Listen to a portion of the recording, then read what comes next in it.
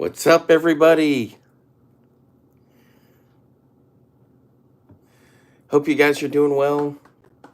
Just checking a couple things here. Oh,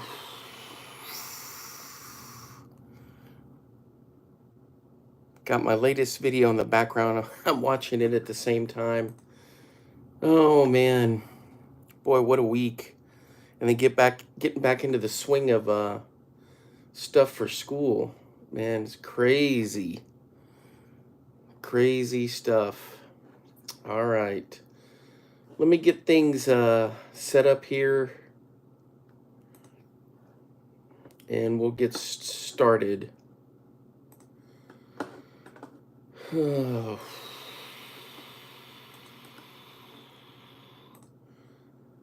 I got my boxes, I've got this, I've got that. All right. Just a couple more things here.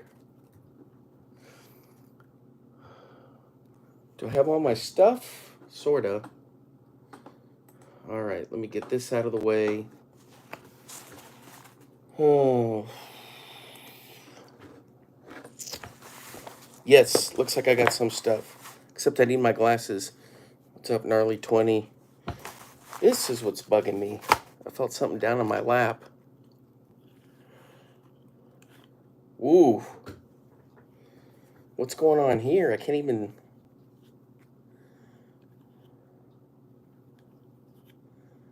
Yep. It's what happens when you're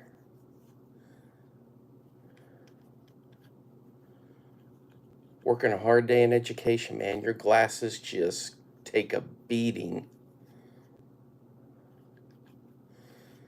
All right, guys. Hey, welcome back, fishing friends, to the worldwide headquarters of the Pinhook Fishing Club. I hope you guys are doing all right. I'm doing pretty good. It's been a kind of a long series of days here. So Friday, right after work, I hit the road and drove straight north. Really, it's not that far. It just took pretty much one road all the way into Tulsa. Couple of, well, one road with like maybe a couple of variances straight into downtown Tulsa. Didn't take much, but maybe 3 hours or so. 3 hours, 25 minutes. Didn't have to deal with construction much. So, sorry guys. I don't know, for some reason these just aren't cleaning. So it was a lot of fun. Traffic was pretty smooth. I remember some of those remembered because when I was a kid, that's how we would go up to Iowa. We'd take that way. We'd stop by my dad's aunt, Mildred, in Tulsa. And then we'd head over to Joplin, Missouri, and we'd cruise over into Joplin. And we'd head up north through Kansas City, and then we'd head up to Iowa. So there was a lot of memories there. I hadn't been to Tulsa since I think I was in high school. Maybe I think I might have driven through it one time in like 97 maybe, when I went to St. Louis to see Mark McGuire try to break the home run record. I missed it by one day. By one day I missed it. So I got there and he tied Babe Ruth's record. But anyway, so I hadn't been to Tulsa in years. So I get to Tulsa, and as soon as I get there, I pull into the hotel to check in, and there's no parking. So there's like a security dude. I pulled into the La Quinta, and he said, "Hey, you could park along the fence, but you need to check in, and we'll give you a little window tag." So I get in there, and I get the window tag, and the guy shows me where to park. And then it's weird because the bottom level, the ground floor, the building was almost set kind of like in a semi-hill. So the or first floor, there was like a parking garage on the first floor, or like a lower level parking. It's hard to explain. There we go. So you had lower level parking garage. The lobby was on the second floor, so I pulled in there. And when I get into the lobby there, I get checked in, and I mean, you could tell these people were all here for Bass. There was people everywhere. So I get to the elevators, and they're up the floors, and I'm like, you know what? Forget this. I'm not standing around here. So I had my big duffel bag. Yep, what's up, Bull Market 19? Bull Market 19, yeah, McGuire for sure was the bomb. Man, I miss those days. But anyway, so I'm like, forget this. So I heave my bag on my shoulder and I start heading up the stairs. And I get up to about the third floor. Remember, I'm on the second. Third floor, I complete it and I start on the fourth and I start sputting and gutting, wheezing and gagging. I mean, I'm coughing up a storm. I start having asthma. And I can see, I can see, I get up to the top of the fourth and I can see the doorway to the fifth floor. And I'm reaching for it, wheezing and gagging and huffing and puffing. I get in there and I stumble into the hallway and there's people just milling around down there. And I go down to my room, and right across from me, there was a family. The kids were in one room, the parents in the other. And it was just back and forth, back and forth. And the lady said, "Oh, I'm sorry. Hopefully we're not going to be in too much trouble. We're trying to get everything sorted." And I said, "Well, this is a deal is, I'm so tired. I'm not going to notice anything." So I get into my room and I just crash on the bed and then I start looking around and I had a great view. I think you see that. What is up with this? The camera's all messed up. Uh-oh. So you can kind of see, I've got it sitting like on a little box here. That's what you hear, all the crunching. Come on. Anyway, I don't know. It's worse. There we go. So, you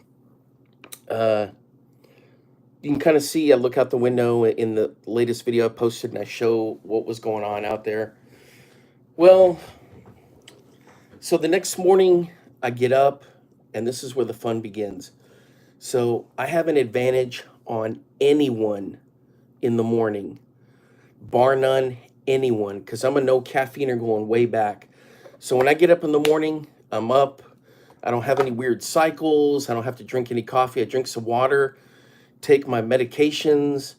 And so I head downstairs and I have a great breakfast. Nobody's down there. So I load up extra heavy on the bacon, a couple plates of bacon, and then I got some scrambled eggs. And then I go out to the truck. I get this little kind of a little backpack, sling black backpack. And I've got my GoPro and I've got everything I need. I'm wearing shorts, cargo shorts, my Bagley hoodie, and like a short, well, it's like a short sleeve, but a collared, like a nice shirt in case I got to take the hoodie off. So I get over right across the street is where that the convention center was. And I head over there and I go up to the backside. I see an entrance and the lady says, "Well, you got to have credentials to get in here." And I had had like my work badge ID. And I said, "Well, I got this." And she said, "No, that's not going to work." But it almost did. So I went around the front and I noticed there's a line of people. And I'm thinking, "Oh man, what's going on here with this?" And it was 8:45. And then I heard the dude up front say, "They're not opening the doors here till 9:30." And it was cold. The cold front was coming through this. So the wind was blowing. But people that know me, the cold doesn't really affect me much.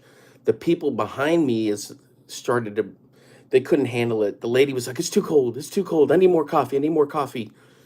And the guys in front of me was a guy and his wife. She was complaining it was cold.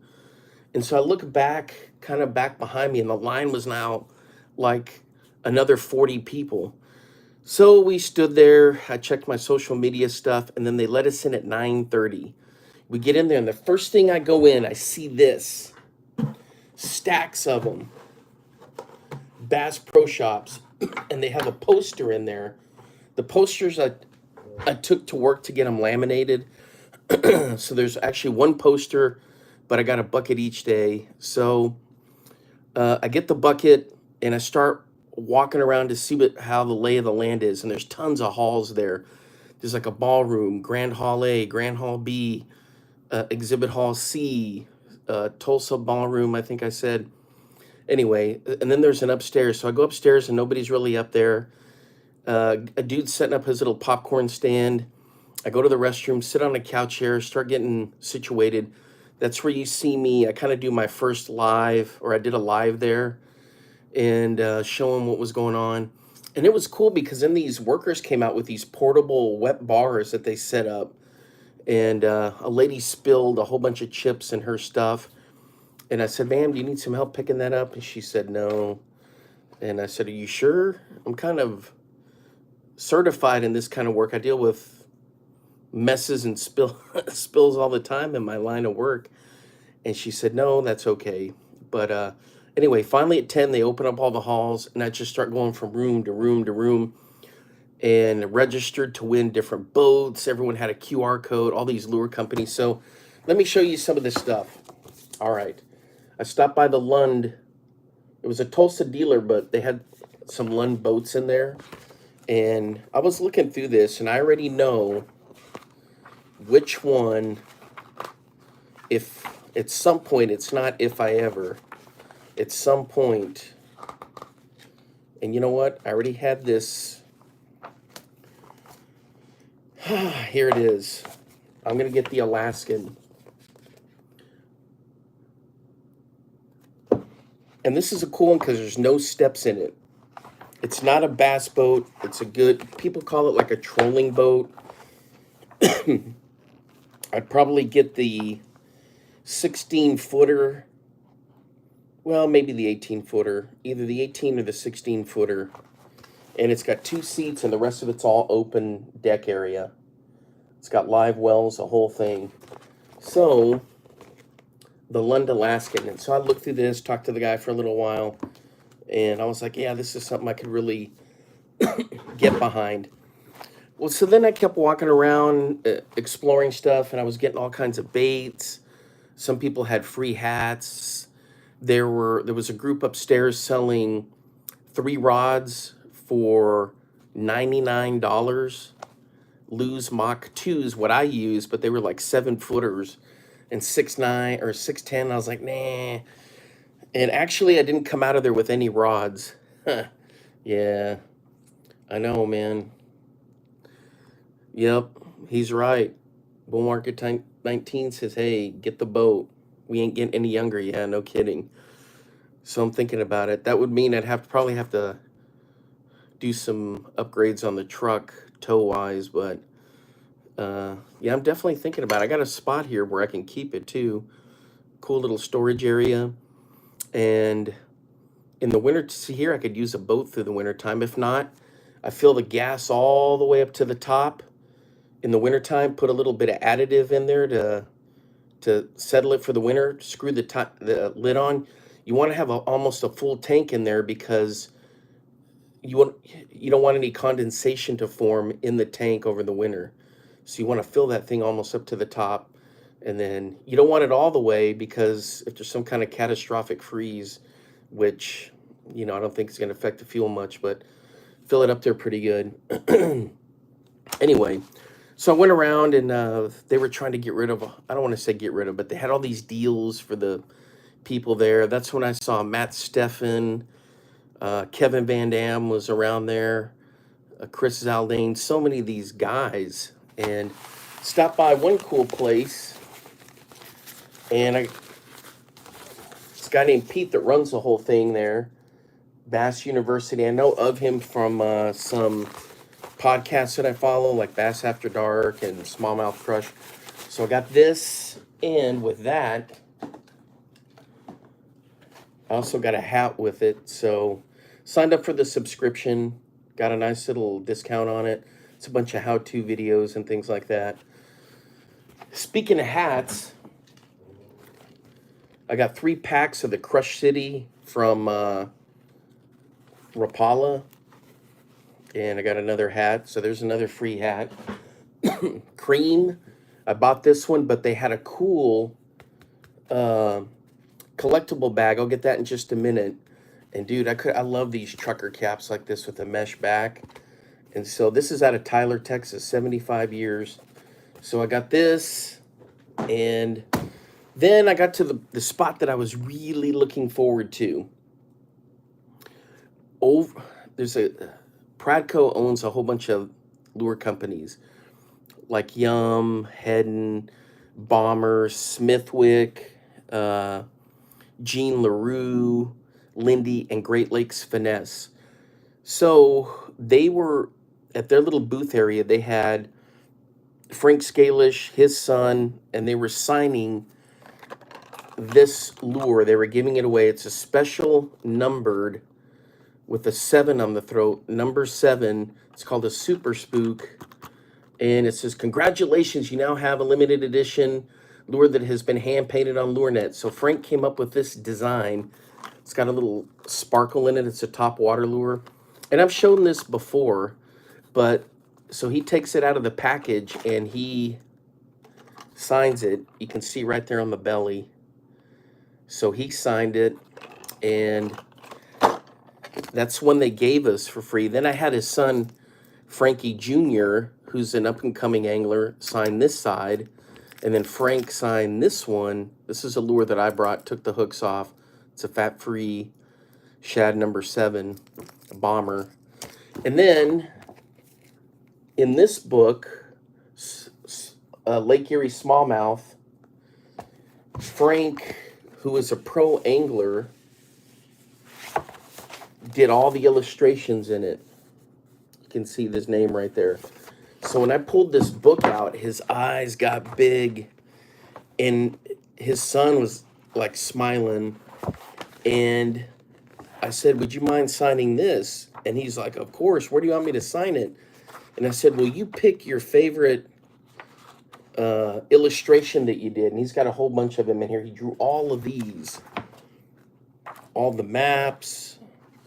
I'm serious, guys. He's just he was a pro angler for 10 years out of Ohio, but he's a talented like sketch artist. Like, look at some of these here that he did for the book. Check that out. Man, it's just absolutely incredible. And the thing is, the book is good. Look at this one that he drew. Look at all that detail. I mean, the guy is just a genius at, and he knows fishing. That's the main thing. All right. Here's where he signed it. He's got some Rattling Rogues. He's got some Smithwicks here that he drew. But then take a look at this. He drew this, and then he signed it here. And this is a picture of him when he was very young. I'd say probably in his early 30s, maybe late 20s. And it's when he had hair. Now he doesn't have any hair. But look at that cool how he sketched it all in there. And there he signed it. So I got that, and it was just so much fun talking to them. And then he does the day 4 on the Bass Talk Live podcast and YouTube channel. Day 4 is kind of a running thing, Monday, Tuesday, Wednesday, Thursday. And he comes on Thursdays, and they're always talking fishing. I've learned so much from that guy. And he's the other host, and he's located in Oklahoma, but he's been doing that show for a long time. So I've learned a ton from those guys. I got to talk to Matt. Well, then I kept milling around, and then there's one of the guys from Bass After Dark, which is a great podcast and YouTube thing. His name is Ken Duke, who's like the key host to that. I bumped into him. We started talking for a while, and he's such a cool guy. So we exchanged contact info, and then we were standing near the Lowrance booth, the electronics, and I didn't realize it, but there was a line of people there, and we were standing there talking. I was like, man, are all these people here that want to talk to Ken? And he used to work for Bass for many years, and so he knows a lot of the folks. Well, the line kind of cleared out because we were getting close to the weigh-in. The weigh-in was going to happen over across the street in the big dome, and not in the Civic Center. The guys were bringing their trucks in with the boats 90 miles from where the Grand Lake is to come back down into Tulsa to weigh those fish. But the Oklahoma DNR said the fish were fine. They didn't have any issues with that. But anyway, so the line thins out, and Ken's like, "Come on, I'll introduce you to Ike." And I was thinking, Ike, like Mike Iaconelli, the Mike Iaconelli, and his wife was there. And sure enough, Ken's like, "Hey, here's my friend Alan. He's a school teacher and lives down in Texas." And so Ike was like, "Oh, really? What grade do you teach?" And he's got a young son, and so we talked for a little bit, and he signed this map of the whole Civic Center thing for me, because I wanted to have something I could hang in my room and show the kids. And then he was so kind to record that little blip you saw in the video, so like an inspirational deal for the kids. And then I thanked Ken, and it was so much fun. And then, of course, I know Bull Market, you were asking about Bill Dance one day. He was there, and the line to see him was huge. I think I got some still pictures of him. And then there was a whole panel of them: Roland Martin, Bill Dance, Hank Parker, Rick Clunn, who still fishes a tournament in 50 years now doing that. They were all sitting up there talking at the Bass Pro Shops deal.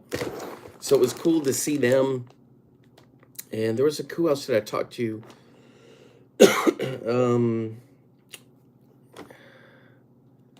Miguel from, geez, I'm losing my mind now. Great Lakes Finesse, here it is. From Great Lakes Finesse, that's one of the new companies that LureNet or Pradco, LureNet's the website, just purchased. And I've been showing some of their baits in here. I think I've got them around here somewhere. They're in here. But let me show you the stuff. Some of this stuff I got for $1 each.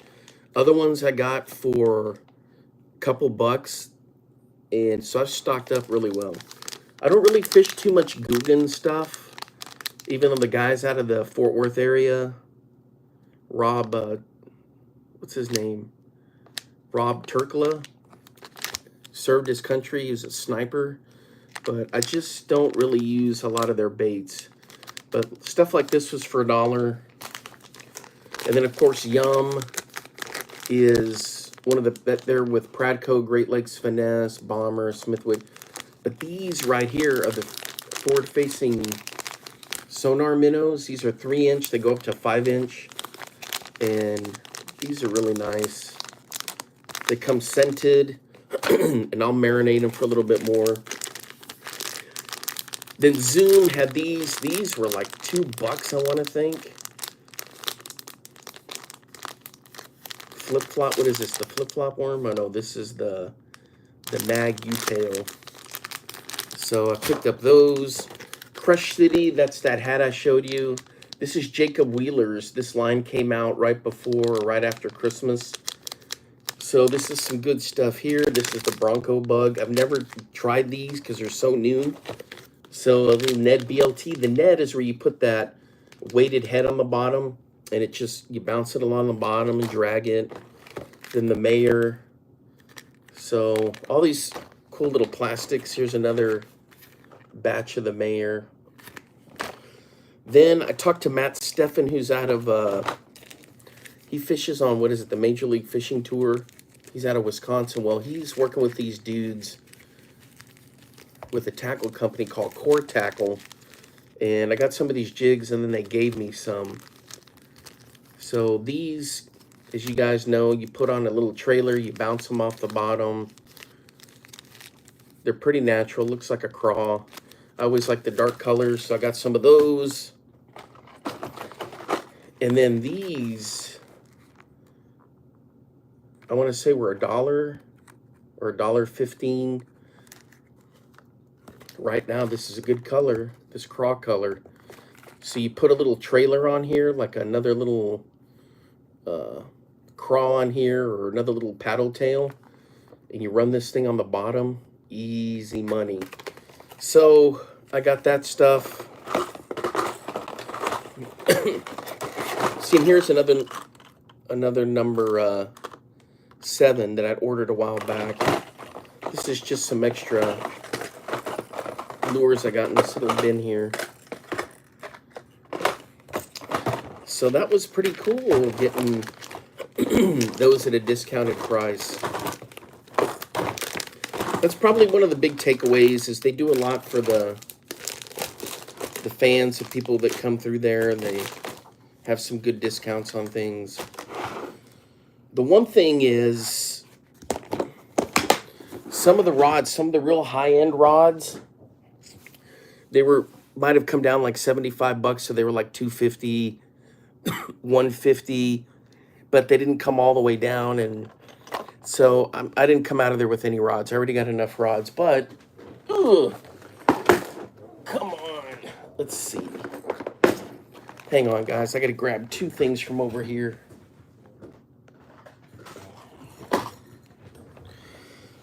This chair doesn't roll very well on the carpet. Okay. So when I was at the cream, excuse me, when I was at the cream booth, the lady said, "Hey, for $10, you get this collector's bag, the 75th anniversary, and you'll have mystery baits in here." And I was like, that looks pretty cool. I'll check it out. And so Cream is not very far. They're over in Tyler, Texas. So I got some Speed Screamers. These are all a mystery. I couldn't see what they were until I actually bought the thing. This little Smokin' Shad. Little swim bait. Swim baits, I don't really use them that much, but I do put them on a MEPS. Here's this little Fluke. This little jerkbait thing. These are pretty cool. Now, stuff like that, these little salamanders or lizards or like craws where I can drag them on the bottom, or I can punch through weeds. So a couple years ago, I went with my cousin Graham and my cousin Matt and my cousin Graham's wife, Marianne. We went to, in Iowa, we went down to a lake down there near Ottumwa. In Ottumwa, that lake there, tons of lily pads. And so we really didn't have much of a game plan to fish at. Well, I've solved that problem to the thanks of Frank and Matt Pangrak, to a punching setup that I can just punch right through there now. Now, these are called lizards. Everyone looks at them, they call them lizards. This doesn't have a name on them. But really, what it is, it's not an actual lizard. Yeah, Lake Wapello. Yeah, that's it. It's over there. Cream brand at Walmart. Yeah, that's it. Yep. They have it at Walmart. They have smaller ones. So this guy, it's not really a lizard. What it is, it's we all know there's salamanders around. We don't see them. But in the water, it's the larvae stage, and they'll get about 12 inches, sometimes 6 inches long, the larva of a salamander, and they crawl around the bottom. Their gills flare up, and it's called a water dog, is another term for it. And so these, although they look like lizards to us, really, it's natural forage on the bottom. It's like a protein bomb on the bottom of the water for them just to eat those things. And so these are really good to drag along the bottom. All right, I think I got a couple of, I lucked out because black works for me in clear water and even the stained water that we have up north. So I can pitch these. Lake Wapello, though, and the places like that, they'll have pretty clear water. This will still work in there. And so the last thing in there was this thing called the flip-flop. It's got little frog feet, but it's like a worm. And this is a cool color. It's a plum color. So I'll be making some videos. I'll do like a cream video where I just throw nothing but these from this little bag. In fact, I'll probably do it this weekend. So even if I don't catch anything, we're going to go for broke. If I get skunked, you guys are just going to have the loyal club members and the Pinhook Fishing Club. I know they'll stick it out even if I get skunked. Hey, a couple other things I got while I was gone. I got my long A's from Bomber, the 24, 2 hook, 4 inches. Actually, I think these are 3.5. Yep. But look at that color. And then this one's money, this kind of golden shiner color. So I got those when I was gone. And the other thing, I made a post on this on Facebook because my buddy Blake with Dark Customs or Dark Corner Custom Crankbaits, he featured my lures that he painted on his Instagram and Facebook, and I shared it and I said, I wonder where those are going. So I got those in the mail and I'll show them to you. Man, he just does a sick job. There's this DC, look at that chartreuse on the bottom. So these were a whole bunch of Bomber 6As. There were a couple of 4As in there that were damaged. And I sent them to him, and he even put the hooks on there for me. I sent them to him with no hooks. Look at the sick color on this one. Man, that is just smooth. Check out the gut bag. The gut bag is the bottom because with the fish, they'll come up and hammer it, stun the fish, come around, and of course reposition they always want to get them from the front because like on a bluegill, a bass won't come from the backside because of the spines. They won't be able to get the spines down. That's a defensive mechanism for bluegill when they flare up like that in their fins. So the bass will stun them and then spit them out and reposition them and then eat them from the front side. But check that out from Blake. Oh, don't worry, there's more. Man. So I had him do like a purple and chartreuse. Chartreuse, the further it gets down in the water, looks whiter like a light bulb. Because remember, you go down enough feet, the light's not getting in there and it's hard to see. And chartreuse is one of the shades, purple is one of the shades they can see. And of course, you got the gill slit, and then the dot is what comes with the shad. And when it's moving like this, if you had a group of people or even cats are notorious for this. When you move something across, their heads moving, they're going to focus on this area between the eye, the gill, and the shad dot right there. That's their target when they're going to come up and hit. But check that out. Check how he blended it on the bill. Pro stuff. Now, I know people are like, man, these fishing lures are meant to catch people more than they are the fish because of the cool graphics. Well, these guys know what they're doing with the colors. You know, they know which colors work. There's another one, and then I had him do 2 with black. A black back chartreuse. Look how smooth that is.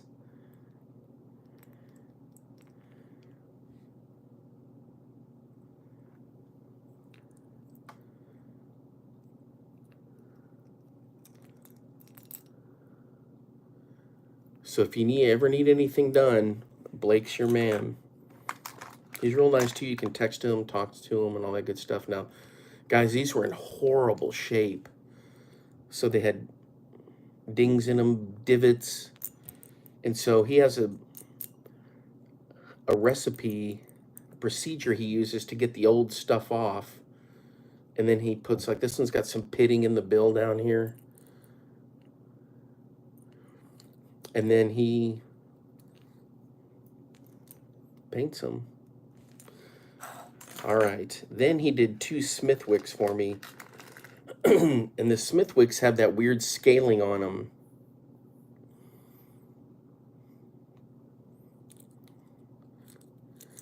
These are these Smithwick Rogues. Let's check out that color. And then, of course, the gut bag on the bottom. And then the chartreuse. So if the fish are down underneath, they look up and they see that. They're like, and it's twitching around. And see, when you wiggle this in the water, you'll see the flash of the belly come up. And here's the other one. And check out how he did the eyes, just like Smithwick does them. Look how nasty that bill is. That's how these were in such bad shape. You can tell by the bill how corroded it was, though the body was even worse. Man, check that out. That cool colors on there. Anyway, so there we go. Here's some ones that he did a while back. And one of them, I caught that striper on. So these are one, I'm almost scared to fish him now. Because he did such a great job on him. Here's a lipless. Boy, this is a big, heavy lipless right here. So it sounds like a one knocker. Lipless is in, there's no lip on the crankbait. It's got some purples in there. Yeah, so I just got to keep in mind that these were trashed lures. So I picked them up at from garage sale. And they now have new life, so might as well fish them. If I lose them, I lose them, you know. Okay, I think that's pretty much it for show and tell for now. I had so much fun. This chair almost collapsed under me. It almost sounded like I ripped one. Did you hear that? It's like the bolts underneath went crack. All right, so a couple things here. My overall thoughts on how the Classic went. This is my first one I've ever been to. I've been following stuff for Bass for quite a while, and but I got to tell you how they treat people. You feel like family. How Tulsa treated everyone that was there. There was only one real complaint that I heard of. People that were lined up in the morning, they couldn't get in there until 9:30. And then when thank goodness I talked to a dude while we were waiting in line to go see Frank Scalish. When people went to the weigh-in that evening, and I went there, see, I drove there Friday night, so I missed Friday night's weigh-in. People that had all their buckets and all their stuff, bags of stuff, when they went over to the box center, the big dome, the Coliseum, they wouldn't let them in with any bags. And so there was almost like a riot out there because people had to run back to their hotels. Other people had dropped them off. So they quickly realized there was going to be a minimal crowd in there during the weigh-in. And so Bass, I think, learned a lesson there because it wasn't their fault. It was just how the city of Tulsa operated. They're like, you can't bring any bags in there. So most people knew that going in Saturday. So when I went over there that evening for the weigh-in, I didn't take anything with me. And yeah, a lot like NASCAR, exactly right. Family oriented, but even more personalized. Yep. So very personalized there. I mean, these people are so approachable. And you can get up close, look at the boats, you can look at the truck wraps, all that good stuff. And so that was it. That was just really, think about it. That's the only complaint, is that some people couldn't get into the thing because they were carrying bags. So then I head back, and right across or right next to the hotel, I was at the weigh-in. I got stuck on the second level, which was the nosebleeds. I've got a ton more footage, but I only put that one clip in because it wasn't really, I mean, I was in a bad spot up there. The lower level, see, it didn't cost anything to get in, but it was first come, first serve. Now the live well, the people up by the stage, those you had to have a special pass from Bass, and I didn't have that. So, and I didn't have a media press pass. So anyway, I was just happy to be there. So no complaining from me. But on the way back, I went to this restaurant called Baxter's right next to where I was staying. Excellent food. And man, I was hungry. I got this giant sweet pepper or sweet hickory, sweet jalapeno burger with bacon and cheese on it, and had all the good stuff and fries. And man, that was delicious. So I ate that, and I got to watch my type 2 diabetes. I ate the fries, but I did have a piece of carrot cake for dessert. I figured, you know what, this is a once in a lifetime deal. You might as well do it right. So I did get the carrot cake, had a couple of beers, and then, you know, some ice water. But then I go over to the hotel and I walk into the lobby and I just get that feeling of no. So I stand at the elevators and guess what? They're way up on the 5th floor. One's on the 3rd floor. I hit the button. I keep hitting the button. They're not coming down. They're not doing anything. So I said, I'm taking the stairs. So start going up the stairs, and my stomach was full, you know, from eating. And I get to the halfway through the 3rd floor, and I'm sputting and gutting, gagging and wheezing. I start breaking a sweat because I've been, you know, had a couple of beers, and my stomach can't, you know, it's full. And I get up to the 4th floor, halfway through the 4th floor, and I'm like, I'm not gonna make it. I get to the top, I go into the hallway where I see the 5. I open the door, stumble in the hallway, and I head down the hall, get into my room, and I just poof, crash on the bed. And then I made the video out the window a little bit later, but man, I must have lost a ton of weight because I walked so much that day.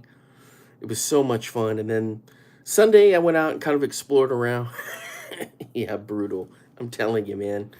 Going up the stairs there, I just didn't want to stand around, wait for the elevator. And get this is a logic. In the time it took me from the lobby to get up to the 5th floor, if I would have just waited, eventually the elevator would have come down and I would have gone up, and I probably almost would have made it as fast as I went up the stairs. Maybe not quite. So that you can see how stupid my logic is. But you know how it is, a long day, you're tired, and I'm not standing around for the silly elevators. So I get up there. Anyway, the next day I get out there, same thing. Remember, I'm a no caffeiner, so I can get up and I get to right before they open the doors. And people they were all complaining. Man, it was cold that day. The wind was blowing straight out of the northeast. I want to say at least 35, 40 mile an hour gusts. So I get over there. We go in. I grab the bucket. Another bucket like this. So I have 2 of them. There's a poster in there. I go to my spots. I go around. And then it was a lot of fun because I knew my way around, and and they dropped prices more on some of the stuff. And that's where I got some of the packages of baits. I didn't get any rods. I was tempted to do it, but they didn't have the price knocked down low enough for any of the lures that I use or the St. Croix. But get this, on Saturday, I think I already told you about that, how I got to visit with Mike Iaconelli, and he was there, and talked to his wife for a little bit. But the other thing on Saturday is I had kept my eye on, there's a brand of rods out of Texas called Kistler, and their rods were $79 for like just an intro, and then $140 for pretty good size like the ones I use now, nothing too expensive. And then they have like a really expensive line. Well, I go into and I didn't buy any. Well, Sunday I went back and checked, and if their prices would have come down, I probably would have bought 2 or 3 of them. But they didn't, you know, so I was kind of disappointed. And then, so I hung around there Sunday, and I finally head back. The people at the hotel were nice enough that when I checked out, I could stay in the parking lot there. God, the lady she was starting to stress out. She said they had 63 people checking out of that hotel Sunday morning at 11, and they didn't have the cleaning crew to get the rooms turned around that fast. And I was like, well, now you know from the classic, you know, that's what's going to happen, big convention stuff. All right, guys. I'm going to tie a couple of these real quick. I'm way behind on my... There we go. I don't want to call it a quota, but we're going to do a couple of them real fast. Do I even remember? I'm going to be so rusty at this.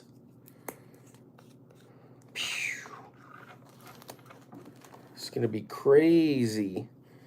Oh, that's right. How the camera is. The lens is here where the camera is. And I'm here. And so I want to get this centered. And I've got it way off to my left. Pardon me, there's like a chest cold going around. Everyone's catching it. It's like you lose your voice for a day or two.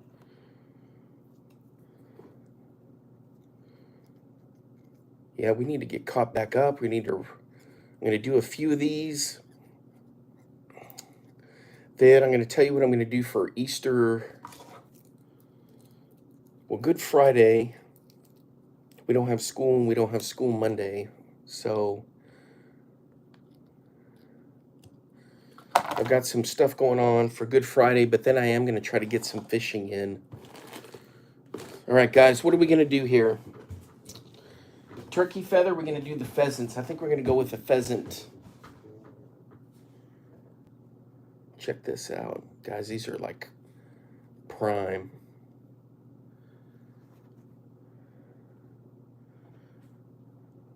Absolutely outstanding. You can't go wrong with, check that out.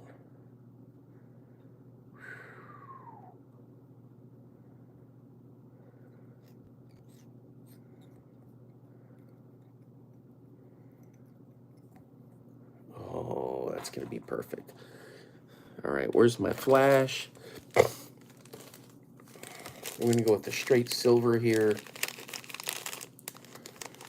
I need to tie a couple of, oh, I know what I was going to do. A friend of mine was doing this, kind of a weird experiment. I'll have to show you. I can't really explain it.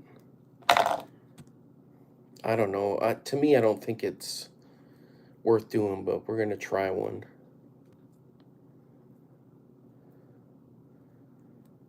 It's going to require me having to go dig through some lures or some baits. This one's the collar's gonna be a little bit too long. Look at that. See, I hadn't done this in a while. All right. We're gonna go with this orange. I hate that pink that's in there. I can't stand pink, but it's good for certain times of the year. Don't get me wrong. I just can't stand it as a lure color. All right, here we go.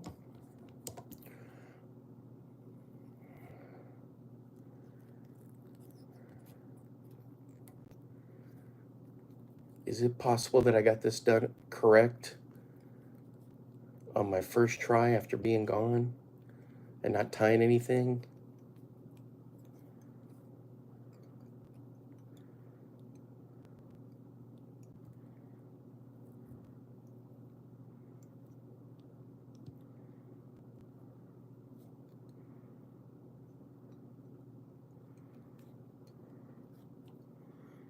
We got a couple down here.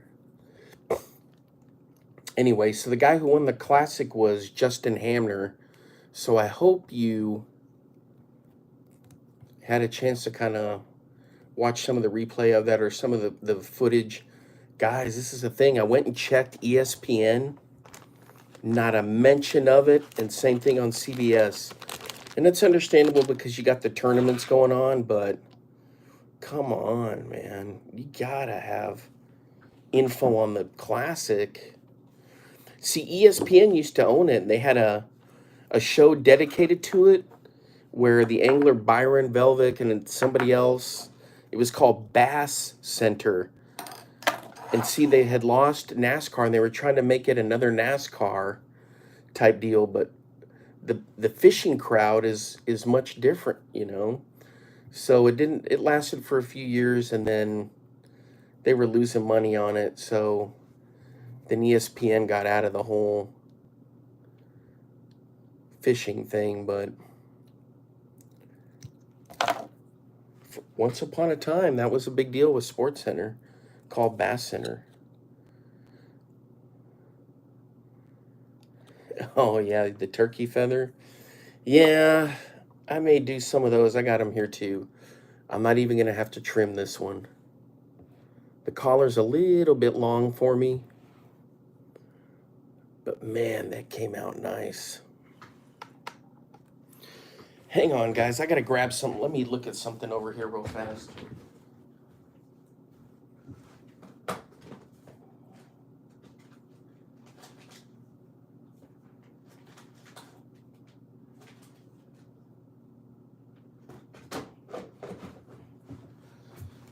All right, I got them.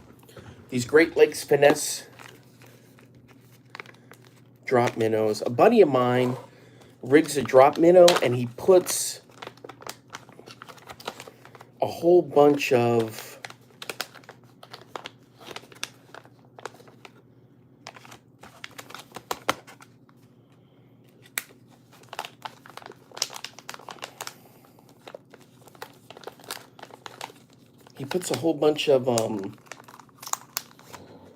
flash on it. The question is, how in the heck am I going to tie this thing with it being in there?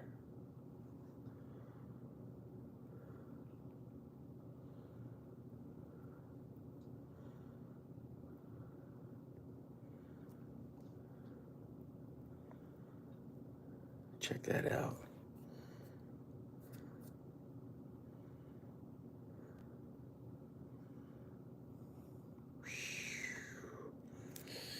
Man, that looks good.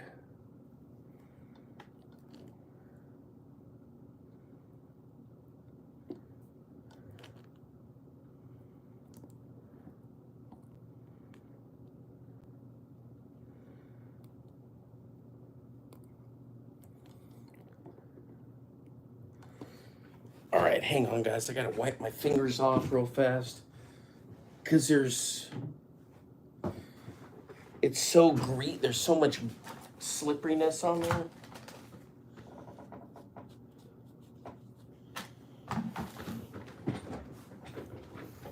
Whew. It's a scented bait, or it's not. I scent it. It comes unscented, but I go ahead and scent it with Procure. All right, so we got that in the vise. It's kind of crooked. Well, what he does is he puts flash all on there to attract more attention for crappie. And I've never tried that before, so we're going to do one right now.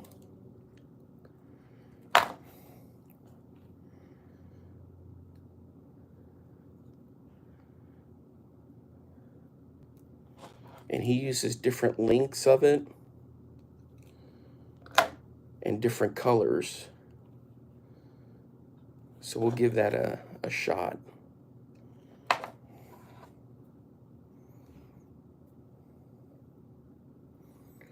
Here we go.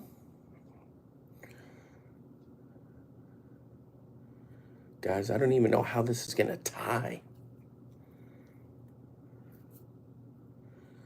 Okay, I got it measured. I mean, seriously, I've never done this before. How is this going to go?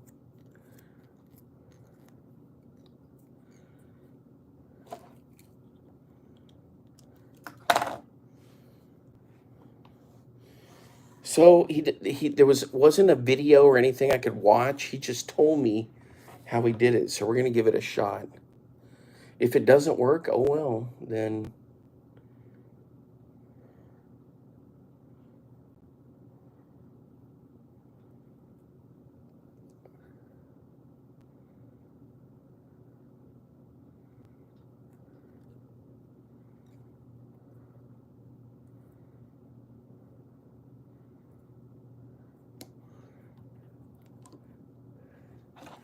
Check that out, guys. Couple more, and it's going to have a little spike collar on it. Now remember, when it's in the water, it's going to be different. It'll flare.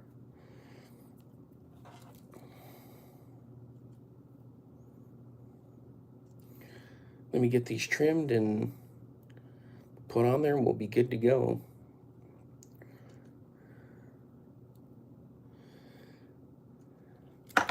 Yeah, the white turkey feathers are really durable, especially from the farm.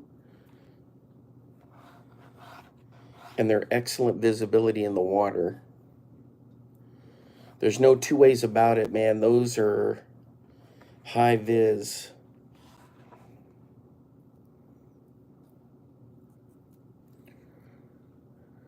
All right, let's get this guy on here. Just a little bit right there.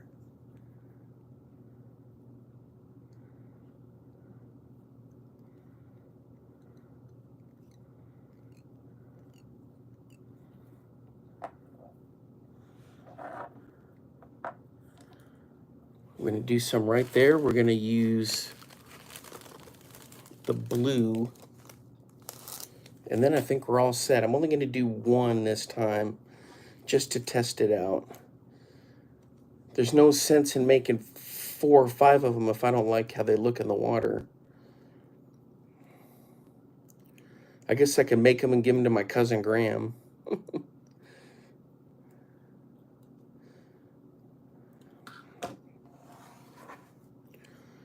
All right, let's get these pulled together.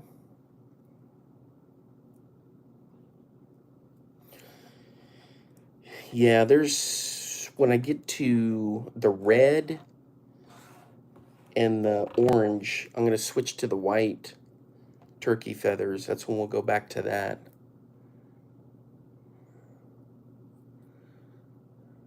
Oh man, check this out. It's going to look good.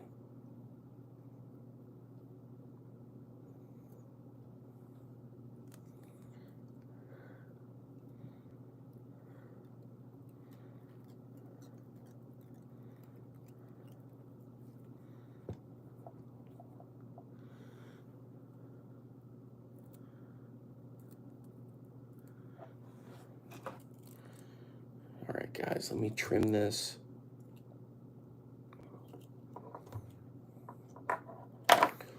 Yeah, if I don't like it or something doesn't seem right, then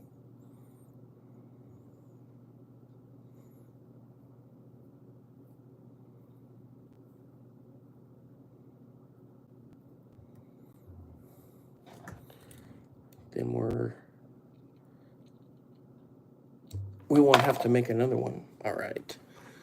Where's just a little bit of head cement?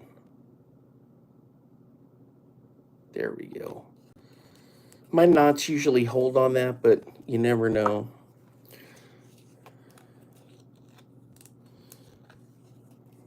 All right, guys, let's take a look at this. Remember, different lengths, it's going to be fine. Now, see how it's spiky like that? It's not going to be that way in the water. This thing's going to have so much flash.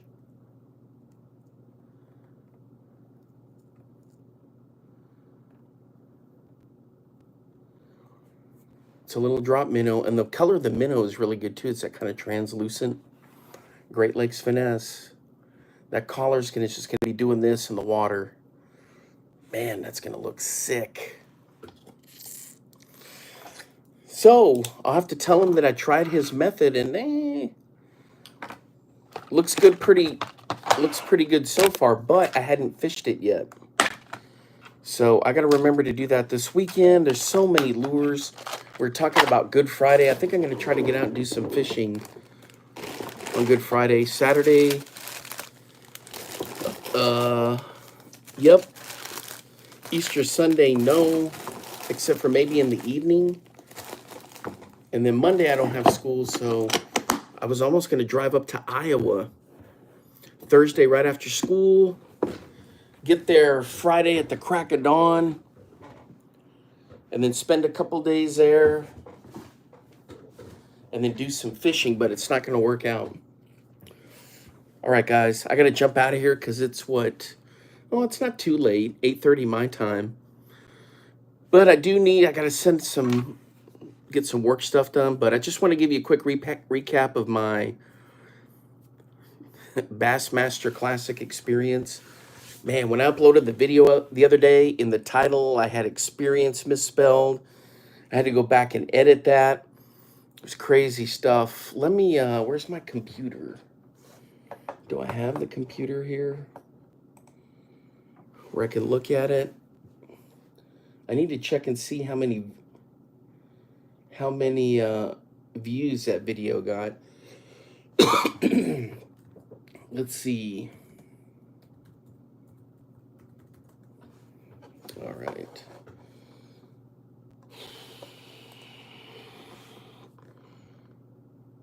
Let me take a look. Videos.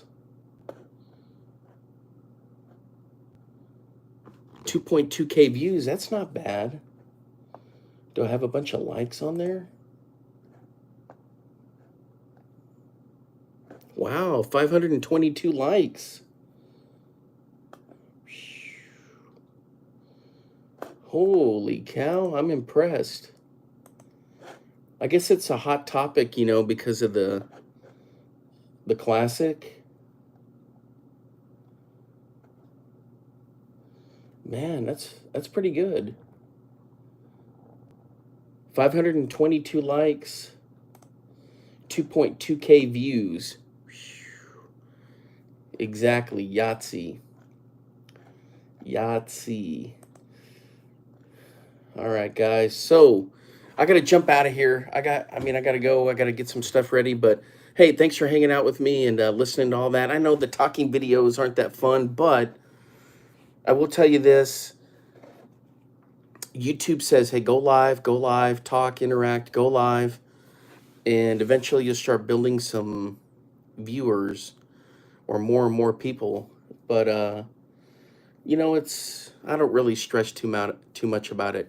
I'm here to have fun. And, you know, if I get the views, I get the views. A lot of this is going to be video diary for me when I get old. I can go back and look at it, you know. But, anyway. All right. Hey, thanks for hanging out with me and for all the support. Bull Market 19 and then Gnarly 20. Yep, it sure did. All right, guys. Until next time, thanks for hanging out with me. I will see you then, probably maybe a live one Friday night. Thursday for sure, no, because I'll be tuned into Bass After Dark. Like last night, I was tuned into Smallmouth Crush, the live stream. And so I'll be doing that. So maybe Friday. All right, until next time, I will see you then. Bye-bye. Get out there and get your lures wet.